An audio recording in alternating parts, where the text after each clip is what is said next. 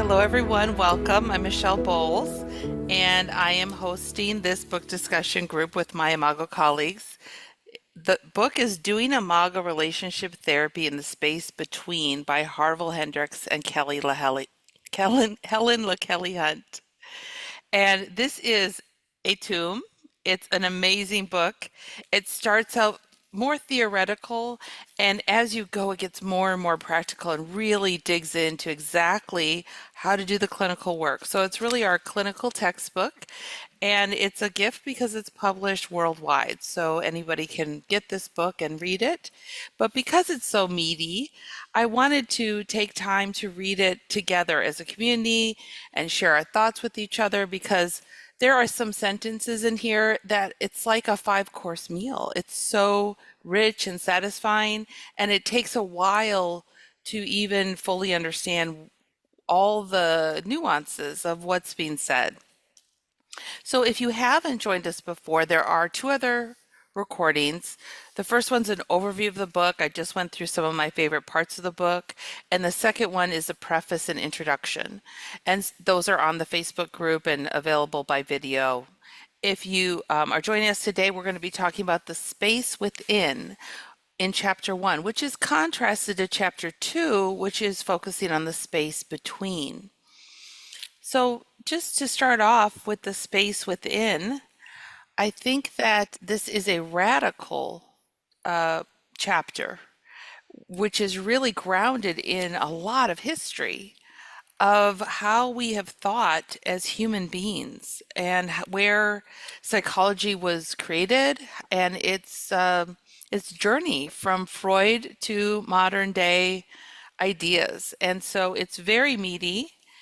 And maybe just start with anybody wanting to share something that really stood out for you in this chapter, and then we'll go through kind of A to Z after we hear from people. But are any things that just really stood out to you that you want to share? Um, I didn't read this chapter recently, mostly because I was sick, but I'm looking at all my underlines from when I read it before. And the first underline I still like. It says that couples fight because they object to difference. And I was thinking, couples therapy is all about differentiation. Um, and then the other thing I just want to say in general is I've really appreciated, and I've done also in their previous book about just how they take all that they're thinking about, but they do the historical context. Because I'm a generation where I've been here a long time and I've seen a lot of this evolution, and it's so interesting to see all the ties and the connections. Wonderful. Thank you, Deborah. I'm not going to mirror people just for the sake of time, but just so you know, I'm mirroring you with my eyes. I'm with you. Yes, Carol. Yeah, so I read this a while ago. So what I underlined and also highlighted was on page 18, the trauma of childhood is replayed as the drama of marriage. Uh, Say that the again. trauma of childhood is replayed as the drama of marriage and other intimate relationships, and universally as the human drama of conflict and suffering. And so, and in that same section, couples conflict is an instance of the global conflict, and everybody is trying to restore original connection. So that always struck me as so profound and It's so so profound. applicable to where we are in our world now. Yes, I mean that should be a meme, Yeah. right? Yeah, so that's on page 18, the very first paragraph in the middle of the paragraph. That's beautiful. Thank you, Carol. That is really exactly our theory in a nutshell Yeah. and why it's so important for us to be doing this work. Wow. Thank you. Anyone else want to share something that stood out to you or just an overall reflection?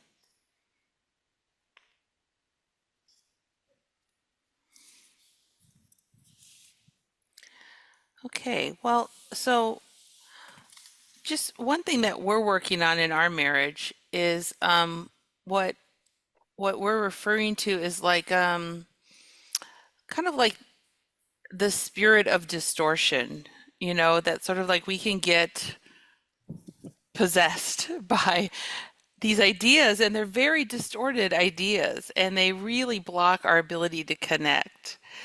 And so we've been working a lot with like just asking for that distortion to just leave us, and so we can see each other clearly, setting that intention. And on this, the very first page of chapter one, which is page 17,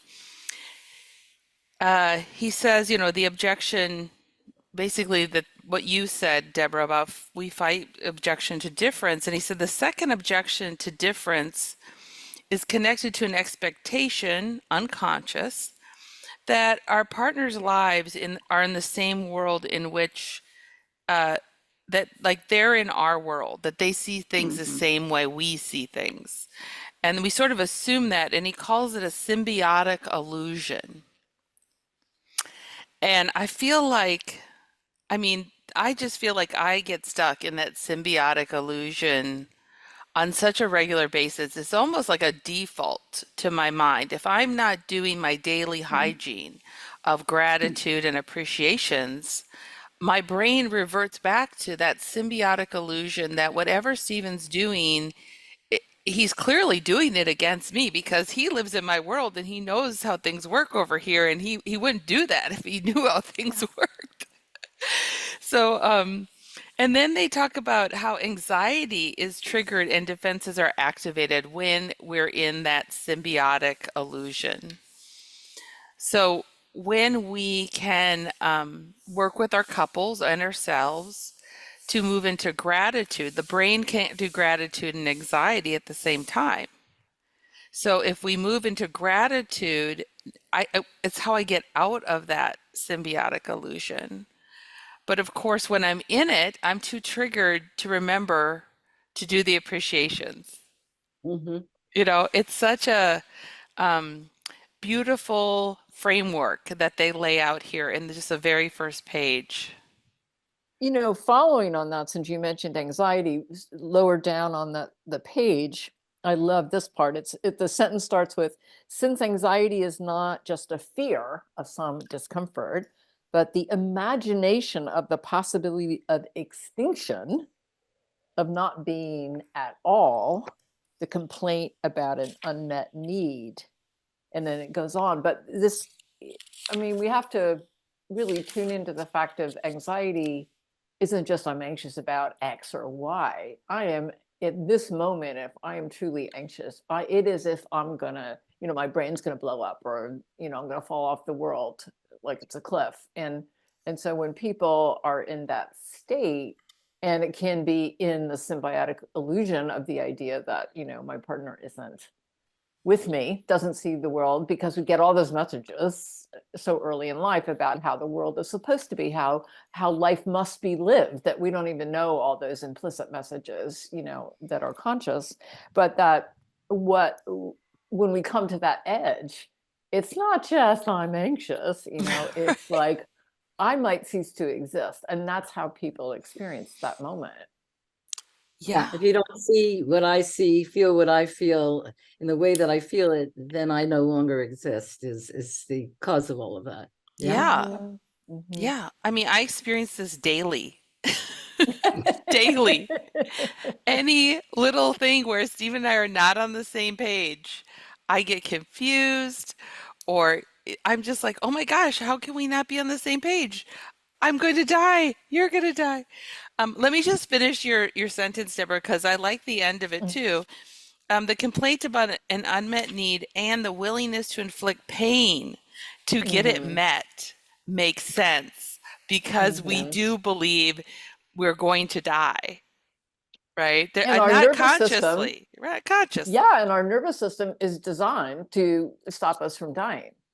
Yeah. And so we do what we have to do in that, that dysregulated moment. Yeah. Leslie. Yeah, it's funny that you carried on the sentence because that was the part of that was what I highlighted.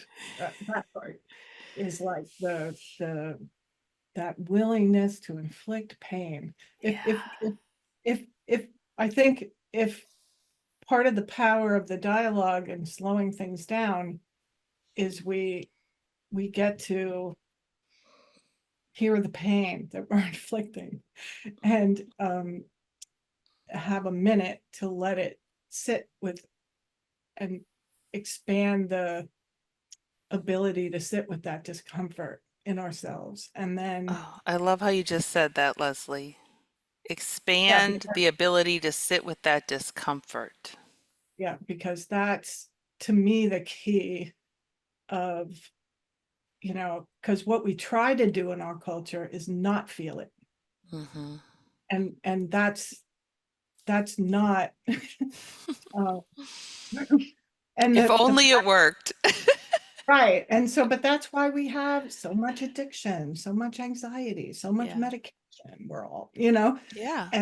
and the kid, I'm reading this book called The Anxious Generation. It's really like it's stuff I knew. It's just very validating to read it all that way. Yeah. But Yeah. like, um, but this, I just want to say one more thing about this is Please. I've been reading about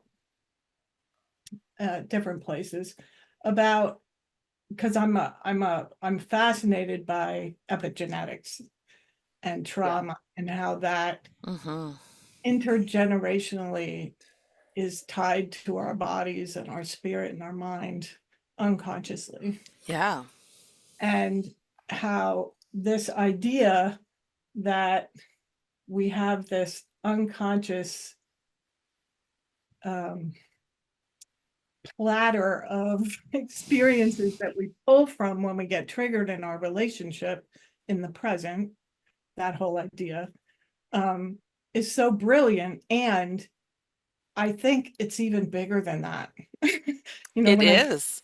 when I think science is validating what you're saying, and yeah, we were talking about, where some of the patterns come from in our marriage and how, and we can trace them back. and Yeah. I think this theory in Harville like opened the door to that thinking in a way because when you think about the developmental part of this and you think about I know my husband and I absolutely got wounded in the at 3 years old with the exact same wound, our father's leaving for different reasons, different ways, and we had entirely different reactions to that. Hmm.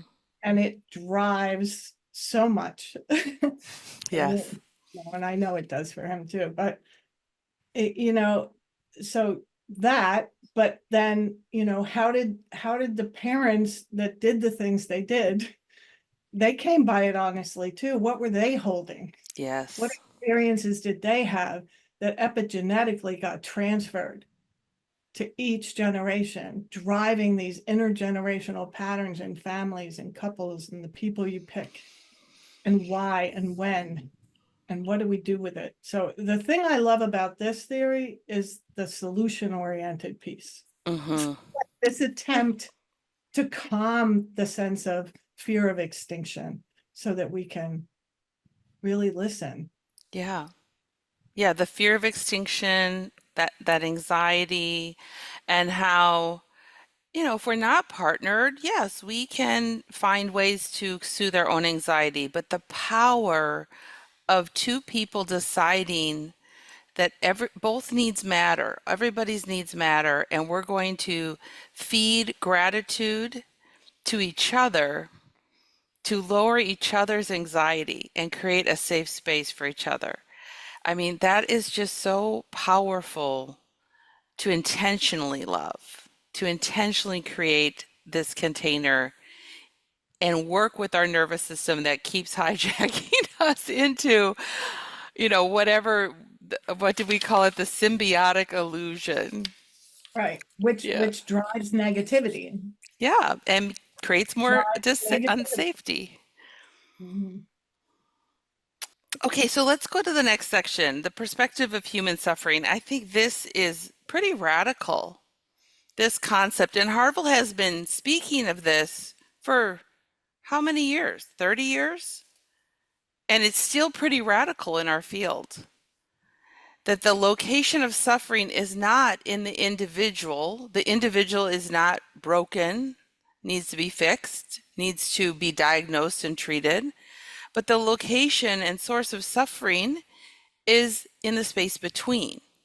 So he does a beautiful job of articulating this concept, sort of the medical model that we started with understanding that, and it really goes back to the geocentric model, which we talked about last time, that in the original concept of the universe, at least as it's told to us today, is that there were gods, and the gods were punitive. And if we fell out of favor with the gods, then they would curse our crops. They would cause a drought. They would punish us in some way. And so we needed to be in favor. We had to be good and aligned to what the gods wanted for us. And we also had to then set the other people in our village straight. Because if you are out of favor with the gods, then I'm also in danger. There's going to be a drought, there's going to be a famine. So the whole model was I need to set you straight and I need to fix myself to be aligned. And we think, oh, we're so far away from that. That's just some silly idea from a long time ago. But no, you just put white coats on the gods. You just put the robes, the priest's robes on the gods. And now if you're out of favor with the priests, with the doctors, with the psychologist, well, you're going to get labeled. You're going to get a diagnosis of how you're wrong and how you don't make sense. And then the doctor, the expert, the gods are the ones who have to fix, right? And this is so many of our, like, just the way I was trained in my master's degree, it was like I was the expert, I was going to diagnose, I was going to treat, I was going to save and set straight and heal. And how dangerous that is for the client and for us to work from that paradigm. But it does serve my ego. I don't know if anyone else has this. It really does. Like, ooh, I really did a good job and I saved this person from their suffering. And, I had a brilliant insight or something. So I just think this is really a radical shift away from a medical model, an individual paradigm, into a relational paradigm that says, if I am grieving, I need community, I need connection.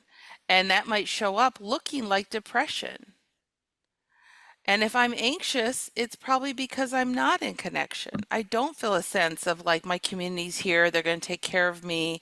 If I get sick, if I run out of resources, that I have connections, I have community to take care of me. So, when we shifted to the space between, which I think most social workers think this way, this is very congruent with the theory of social work. Emily is joining us from Austin. This theory that like the environment matters, the connections around us matter, and if the connections are there, we're more likely to have mental health.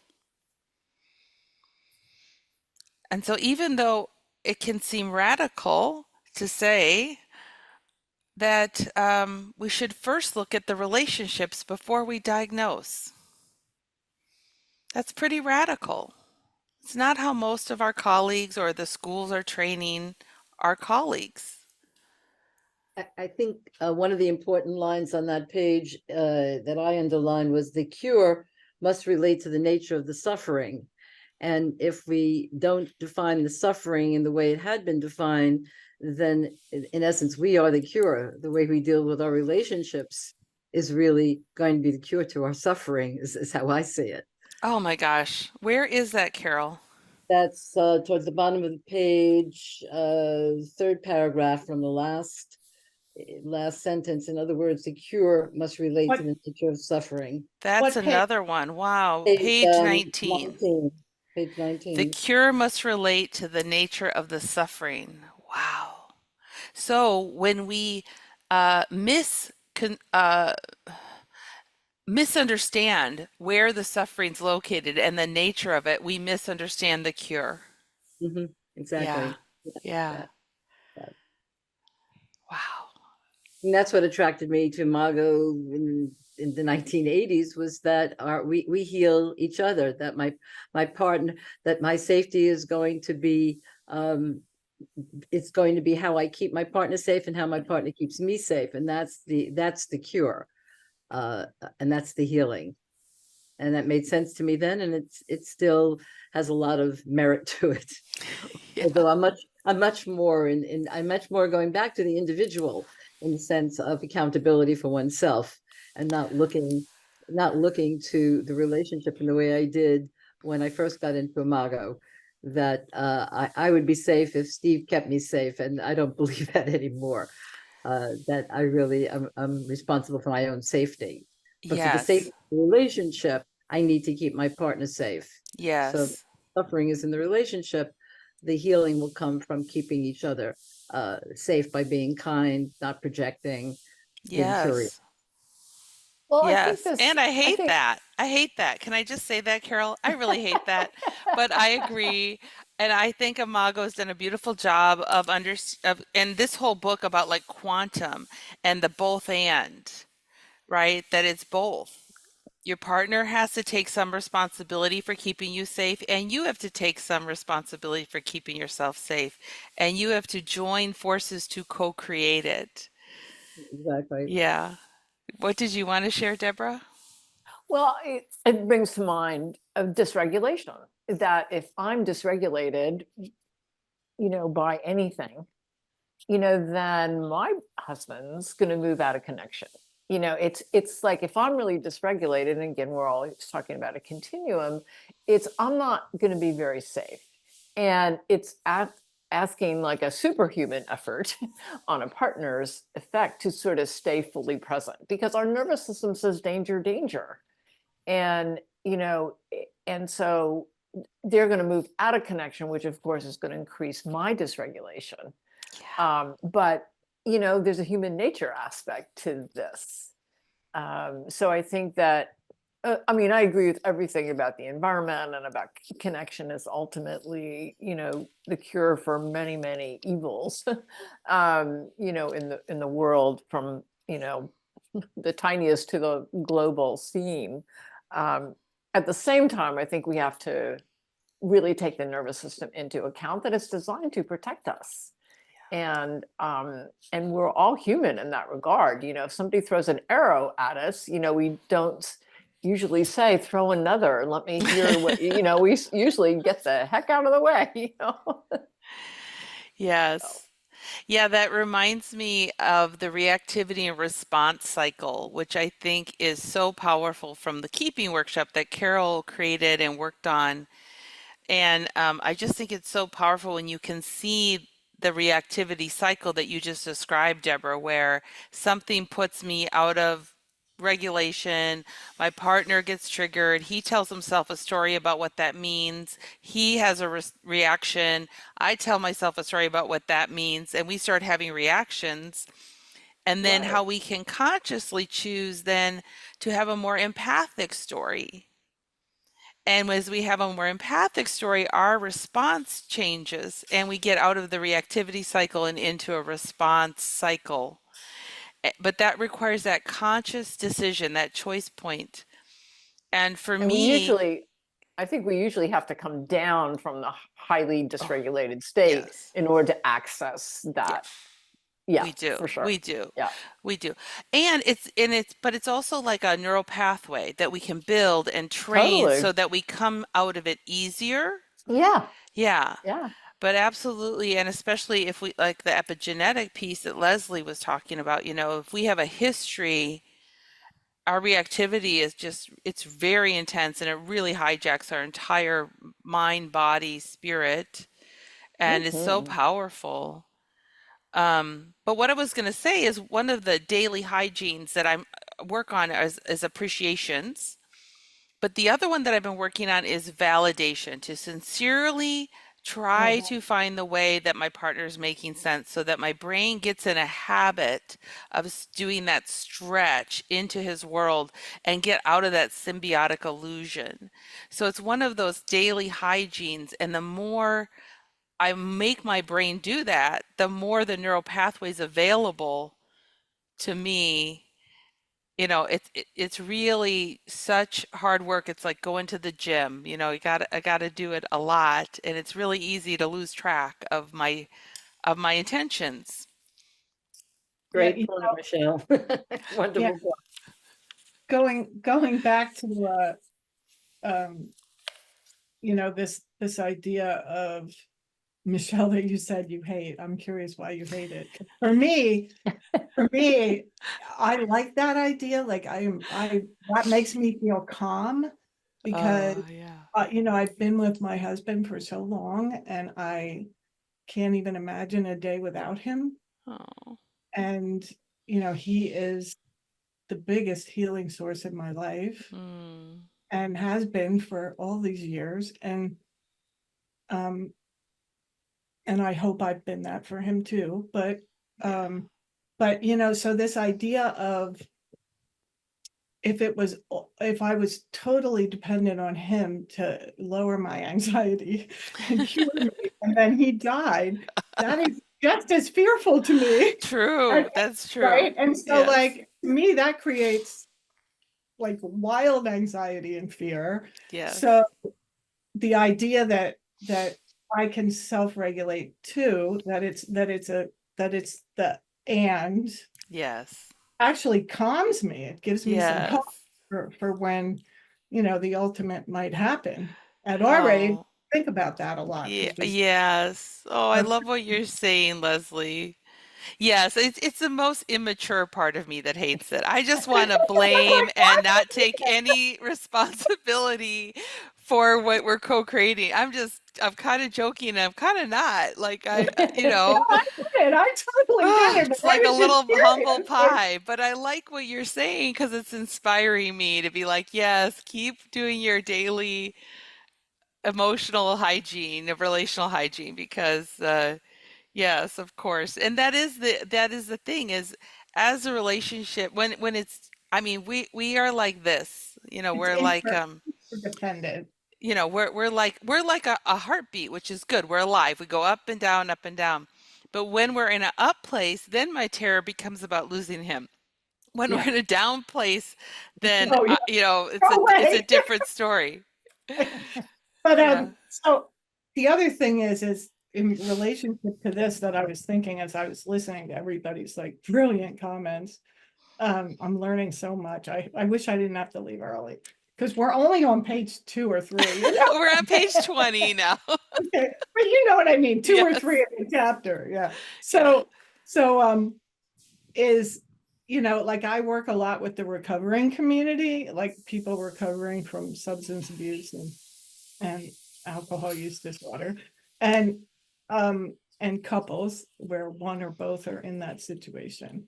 And so that's why I'm so present about trauma and epigenetics and all that. But also, I think that in these realms and really in every couple, there's like this idea that we have to have, that what we need is a dialogue with self, a dialogue with other, and a dialogue with something that we believe is more powerful than us, whatever that is, whether it's the collective community of people that we're with or whatever that is for people. Right.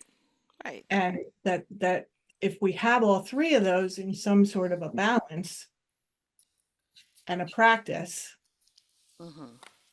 this being the practice that I use most of the time Yeah. when I'm consciously choosing. Yes. I love what you're saying that there's many ways for us to be resourced. And those are three really great ways to think about our own, what are we doing for ourselves, the relationship, and then a relationship with source, God, universe, higher power, Whatever it is for me. whatever. Yes. It's Um, something. Michelle, I want to jump back just one step. Hi, Emily. There you Hi. are. I'm sorry I was late, everyone. I had a client until 11:30. So, but I want to just jump back one step because Michelle, what you said about hating that part actually made a lot of sense. I mean, I can be on both sides, but it made a lot of sense to me, and I didn't want you to throw yourself under the bus too much.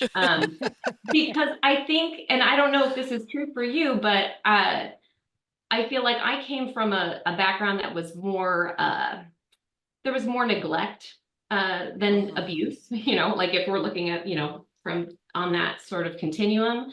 And I think that there's a young part of me that, um, because of the neglect, I had to take care of myself so much, Hmm. is pissed off Yeah. that I have to do that. That like, no, like Join I've me, Emily. I never, love it. I've never had that care. Like, and now I'm an adult and there's no one, like there's no one, there's never going to be that perfect care that I should have received when I was smaller. And so it Mhm. makes sense to me that, especially if you came from that sort of background, that there would be a part that was pretty dissatisfied with the unfairness of having to take on that responsibility for yourself when you never got that growing up. Oh, thank you, Emily. So much love. Um, yeah, there's that, and there's also like, yeah, I just want to add that like when I take full responsibility, self-responsibility, how freeing that is. Um, yeah, but there's still that little girl in me that's like looking for the perfect, you know, Yeah. prince slash parent to, you know, take full responsibility and take great care of me. Yeah. Well, I mean, this is the journey that I think we all, I think it was Leslie who referred to a while ago, is we're all on this journey to build our capacity for discomfort, Yes. and that's the discomfort of the unfairness, it's the discomfort of the wounds that keep resurfacing, it's the idea that we can't have what we want when we want it, the symbiotic illusion. I mean, discomfort's around every corner, if you think about it. Yes. It really is. It truly, truly is. And so I think that, we just have to realize that that's a forever journey, really. It is. It is. And what's so beautiful is this book actually is like a map to Hmm. help us on that journey, full of incredible wisdom. So on page 20, just to highlight, I was talking about the geocentric model of the universe. Um, and just, I'm going to read a couple lines just to kind of flesh that out, put a little meat on the bone. Human beings were viewed as a creation of the divine agency on the top floor who owns and cares for them and regulates how they should live and relate to others and to the divine agency. Regulatory power over humans was assigned by the transcendent, transcendent? Am I Transcendent. saying that right? Transcendent. Yes. Transcendent, thank you. Yeah. By the transcendent to a special order of religious and political authorities who also claimed ownership and control of humans as their right because they were representatives of the transcendent agency. So that's sort of where I think what he's really highlighting is that's where we as counselors, psychologists, doctors, that's where we get our authority from even if we're not conscious of it. This is the source of our claimed authority over diagnosing other people. And so this idea of, it's our job to save people from this lower level and set them straight. In this universe, suffering was anxiety about one's relationship to the beings who inhabited the transcendent realm. That's at the last paragraph on page 20.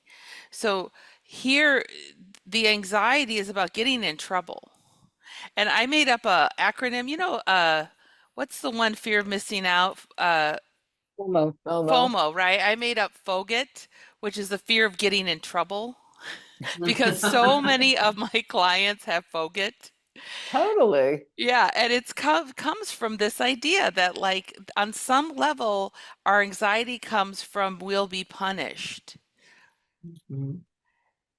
And if we're really good, like Stephen and I are with each other, we'll project that onto the other person and be convinced the other person wants to punish us.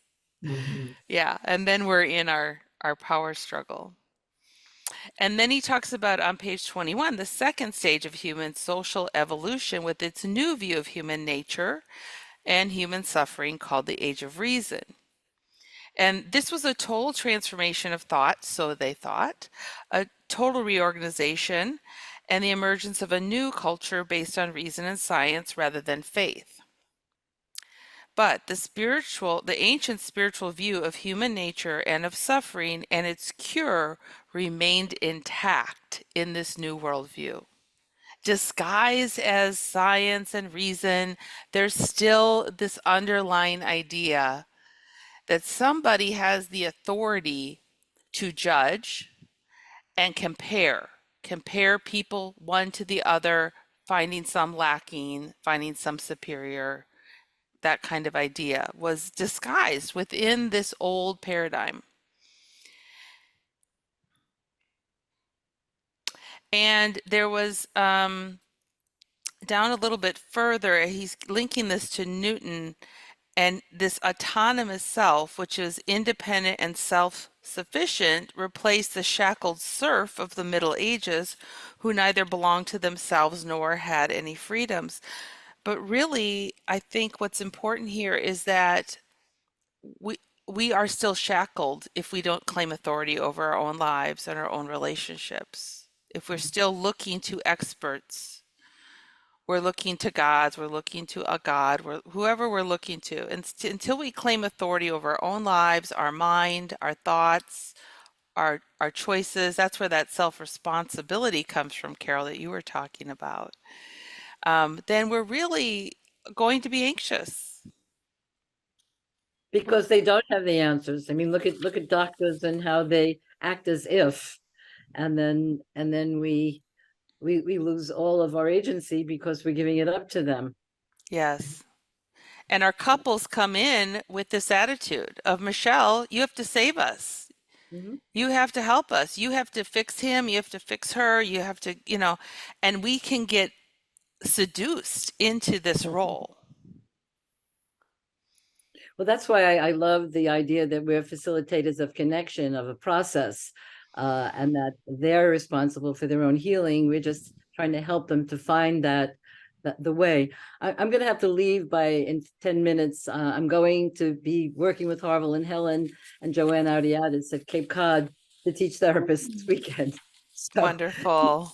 hearing a lot of quantum stuff, and I wanted to get a little bit of taste, but I thought it was at 11 that we were meeting, so I'm so sorry. No, I'm so glad. Please give them our best. And Yeah. thank you. Is there anything you want to say before you have to leave, Carol? No, I just am anxious to hear the recording that and the parts that I missed. I think this is wonderful. I have found this chapter, I read it at least twice, and I have the audio, and I find it very dense. And I find myself feeling really dense because I am not understanding a lot of pieces of it, and my head starts swimming. So I mean, this is great.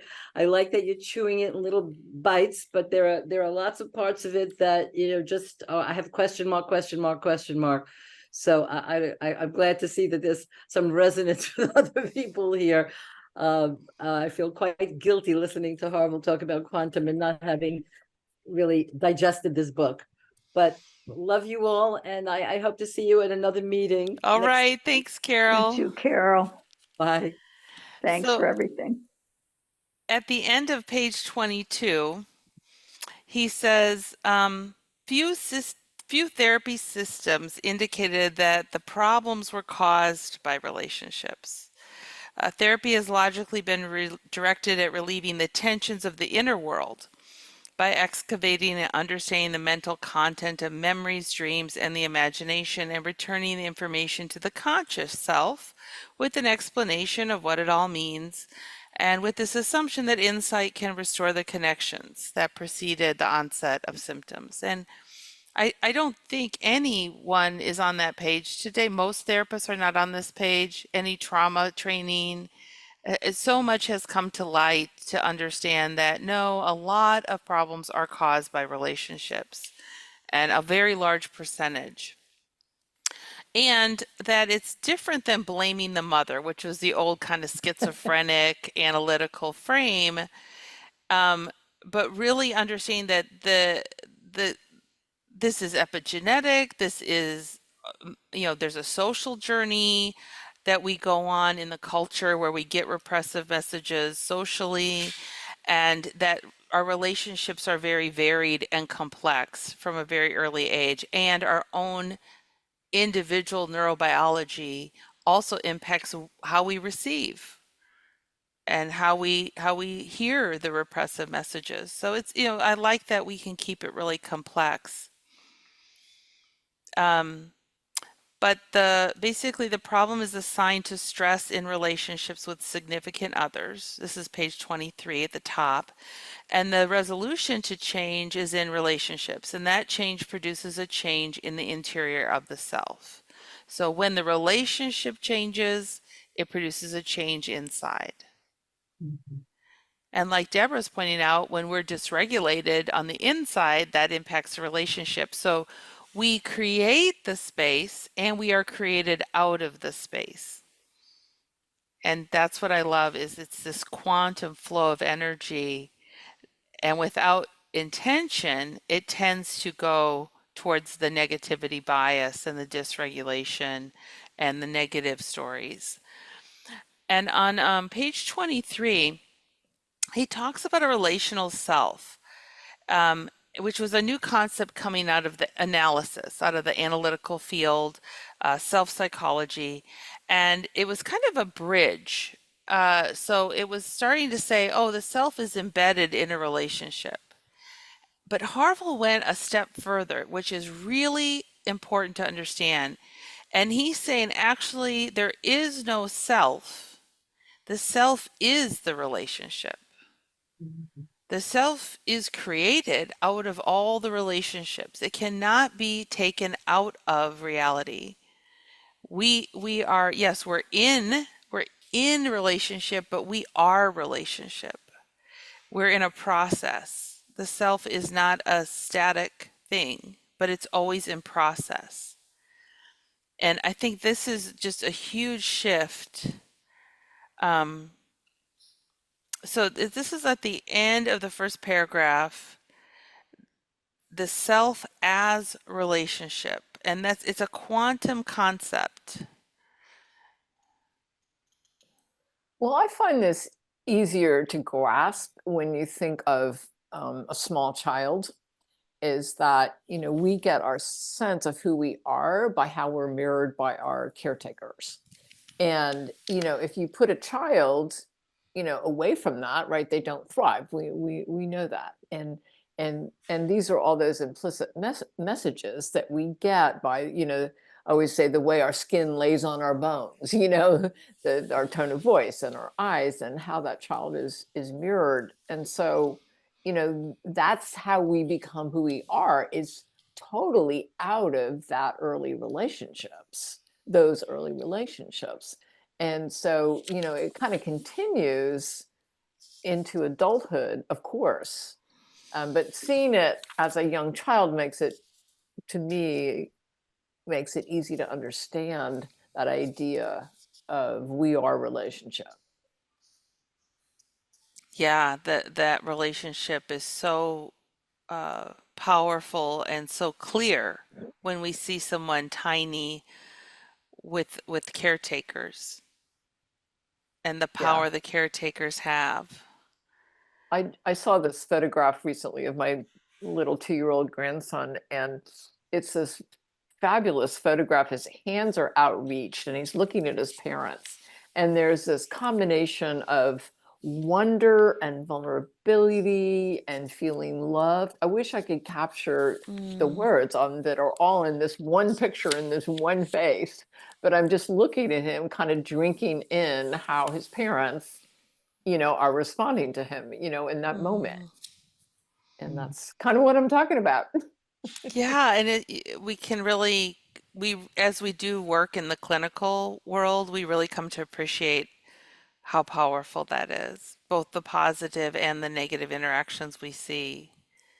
And that's sort of the idea for our adult relationships, is to get to a place where we treat our partner the way we would treat a child, right? With this kind of total love and wonderment and appreciation. So I'm going to skip ahead to page 33. The other paragraphs are really reviews of psychological theory, which if you're a student or haven't reviewed theory for a while, that might be really worth reading. But I want to get into interpersonal neurobiology. You know, all of us came up when Dan Siegel came on the scene. Most of us had some exposure to Dan Siegel early on. And out of his work came interpersonal neurobiology, which really just reinforced everything Imago had been doing for more than a decade at that point, maybe even, I don't know, maybe even two. But yeah, it says 2006, and Siegel starts to use a term for the self, MWE, MWE. It's a combination of me and we, the MWE. And, you know, really, he and Harville are on the same page here, where he is understanding. And I'm going to just say, so this paragraph, it's the third one after the title on page 33. Relationships, mind, and brain are not different domains of reality. They're each about energy and information flow, and the mechanism is the exchange between the brain, subjective impressions, and in Imago we would call that, you know, our stories or narratives, and the conscious mind.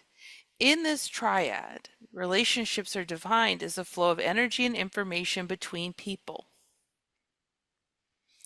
So I just want to take a pause there because that's such a powerful sentence. Relationships are the flow of energy and information between people, which begs us to ask, what is the information that we're participating in exchanging?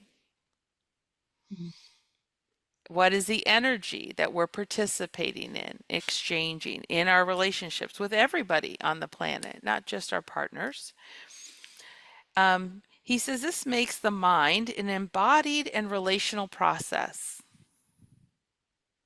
That's really powerful. The mind is an embodied and relational process, not a thing, but a process. We do not own mind, it is shared between people, and this makes us profoundly interconnected. So that, I just think that's so powerful. And he talks about this oscillation of information and energy. Relationships are the way we share that flow. And this is sort of the context Harville shares to kind of bring us into why the quantum field matters, because the quantum field is mind. It is a shared mind. And it's not just between my partner and I, we all share one mind and many minds. So really, such a beautiful thing. And the way Harville then grounds our theory, not in psychology, not in psychology. Psychology, yes, but also social, the social journey, also the cosmic journey, also the evolutionary journey. So he's grounding all of that in physics, in the flow of energy and information. And some of the flow of energy and information is impacted by our biology, by our history, our psychology, by our socialization. All of these things are in the field. And that's where we work as Imago therapists, is we work in the field. We attune to the energy and information flow in the field, and how do we keep it safe enough for there to be some progression in that process, the process of the mind. Very well articulated, Michelle. Thank you. I'm gonna have to scoot off. So Well, it's we are lovely to be almost with we're everybody. almost wrapped. So Okay, goodbye, Deborah. Thank you great. for being here. It's Yeah, such a joy to spend the morning with you, and I yeah, hope to you see you as well. soon. Thank you for posting this. That's Hmm. awesome. Okay, I hope you feel bye. better soon. Thank you. Bye-bye. I'm so sorry I was in the car most of the time, but I enjoyed the discussion. I have to scoot off too, but this is fascinating. It's a lot to think about. Amen. A lot to think about. All right. Well, we'll Good to just, Thank meet you. you, Linda. Good to yeah. see you, Linda. Yes, Bye, Linda, before Linda. you get off, where do you live? Where are you? I'm in the Hampton Roads area, so I'm in Virginia, next to the North Oh, Carolina line. oh, cool. Well, I'm in Western North Carolina, so good to meet you. Yes, and Nice to meet you Linda, as well. Linda, when is your clinical training there? The October. training is actually September we adjusted the dates. It's September I think it's the third week in September, if I could Okay, great, great. So if get my anybody knows calendar. anybody who's looking to train, Linda and Maureen Bryan will be training in that area, so we can have some more Imago therapists in that area. Yeah, September the 19th through the 22nd. We should be putting something out into the community. Good. Put it in the Facebook group so we can see it. Okay. Okay. Okay. Thanks, Linda. Thank you. All right. Bye-bye. Yeah, so we're just kind of moving to the summary, which is on page 34. As the concept evolved, the adjective relating became attached to the insulated self as something I did. So relating became an action. And then we expanded it. Relational became a characteristic of the self, expanding something I did to something I am, a chronic activity or a trait. I am relational. And this made relationship essential to the self, with which it had to the self has to be relational. But then he goes on, the final step shifts the self in relationship to the self as relationship. And so this chapter really takes us on the journey, and there's a beautiful chart on page 35 comparing the individual paradigm to the relational paradigm. So we move from suffering is in the individual, the self needs to basically be evaluated and be treated and healed by an expert. And this idea of the space interior space, we move from that to a relational paradigm where everybody makes sense and the expertise is in the space between us. The healing power is in the mind, the field that exists between us and is co-created by us. And so it's just a beautiful chapter, I think, moving from basically feeling like someone else has authority over us to our own authority. And as we move into this world where everybody makes sense, it's a much safer world. It's a much more beautiful world. And my brain wakes up grumpy and terrified every day. So there's the ideal, and then there's the work.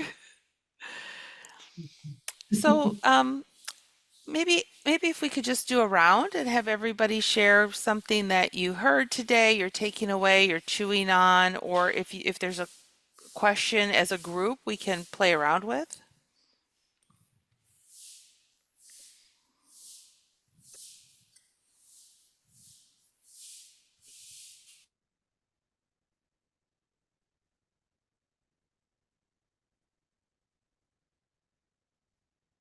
So, was it supposed to be one word? No, just anything you're taking away, anything you're Well, chewing on from today, any questions so, you still have. so on page 34, there's a line that says, quantum field theory comes to the rescue. I think that's the thing I'm taking away. Yeah.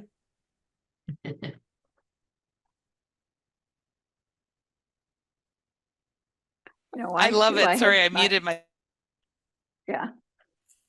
Go ahead. I had read this chapter. I'm going back to it. I see that I did not do a lot of highlighting and underlining. And I think as we talk about it today, I can really see, excuse me, the scope of where we start and where we end, like right on the verge of the space between, which I did not understand before, except as just a nice idea.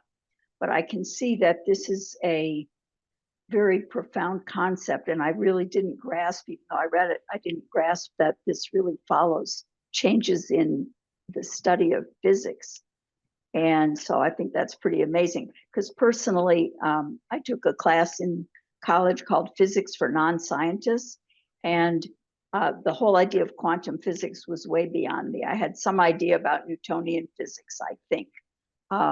You know, the study of gravity, the study of motion, all that stuff. But this all was new. And believe me, I never knew there was a word called wavicle, you know, as we get on the verge of studying that next week. And what does that have to do with us and our relationships and our couplehood? I just think it's dazzling. And I'm still trying to wrap my mind around it. So thanks, everybody. Thank you, Leslie. Emily? Oh, Jill, did you want to go? I saw you unmute yourself. Go ahead. So I came here today only because the space between, I love the space between. I had no, and I saw a book, but I came here, I ordered the book as soon as you started talking. So I don't even have the book, but I love being around the like-minded community of Imago therapists, and I just eat it all up.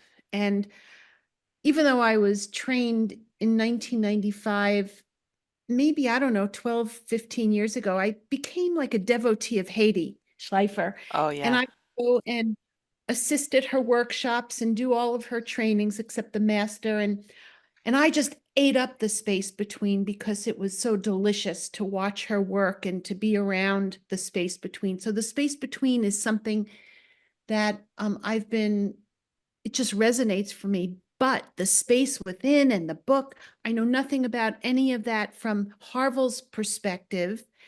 And so I'm just inspired. And I bought the book. I'm going to start reading the book. I'm going to underline. I'm going to highlight. I'm going to put question marks. And I look forward to coming back again. Oh, Jill, that's great. Thank you.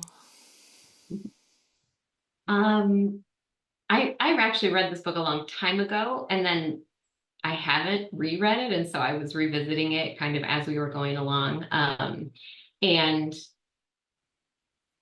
But I think what I'm taking away is the reminder that in Imago,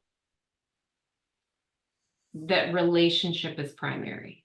And I think, you know, I'm thinking about the work that I do with individuals is much more that individual paradigm as opposed to the relational. I mean, like it's all tied in there, hence the whole relational piece. But just kind of recentering myself on the relational side, and kind of keeping myself honest with that is important, you know, and bringing in more of the both and, which I strive to do, but it's always a good reminder.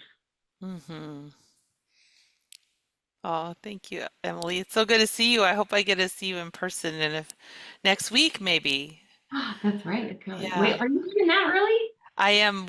So I live in Costa Rica, and but I have offices in Austin. So I'm going home to Austin on Thursday, on my way to a castle to do the Getting Love You Want workshop in Thornbury Castle in England. So I'm very excited about that. Oh my gosh, I can't believe it's already happening. So Yeah, exciting. yeah. Yeah. It is. It's all happening, and we're going to be live streaming it. So I'll put that in the Facebook group. Thank you, everyone. I think I'll put the next event. I think it'll be September 20th. and it'll be a Friday at the same time. So I'll post All it right. in Facebook. Thank you all for joining us. Thank you so much. You Yeah. just Thanks. made Good to my meet day everybody. being Safe together. travels, Michelle. Thank Yeah. you. Thanks, everybody. Take care. Bye. See you next time, I hope. Bye-bye.